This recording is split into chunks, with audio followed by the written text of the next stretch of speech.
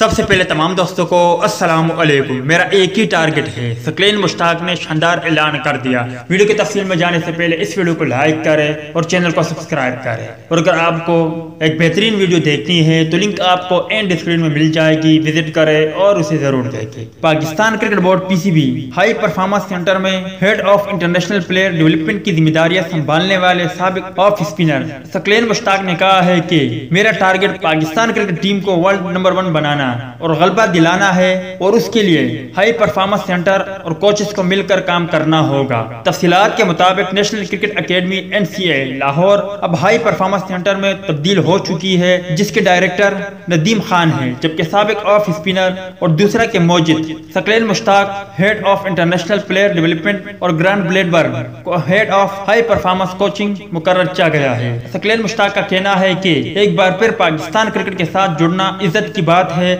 जब छोटे थे तो हर वक्त की एक जज्बा होता था कि पाकिस्तान के लिए खेलना है और पाकिस्तान के लिए खिदमत इंजाम देनी है। अब एक बार फिर वही जज्बा है कि ग्राउंड के अंदर आना है। ये मौका मिला है और मैं समझता हूँ कि मैं खुशकिस्मत हूँ कि दोबारा पाकिस्तान क्रिकेट के साथ जुड़ा हूँ। उन्होंने कहा कि प्लेयर डेवलपमेंट के लिए एक अच्छा विजन बनाया गया है। ग्रास रूट लेवल से खिलाड़ियों को लाना है और पहले से ऊपर मौजूद खिलाड़ियों को निकालना है, खिलाड़ियों को वर्ल्ड क्लास कैटेगरी में लाना और उन्हें ब्रांड में तब्दील करना है ताकि पाकिस्तान टीम वर्ल्ड नंबर 1 बने और उसका दुनिया क्रिकेट पर गलबा हो।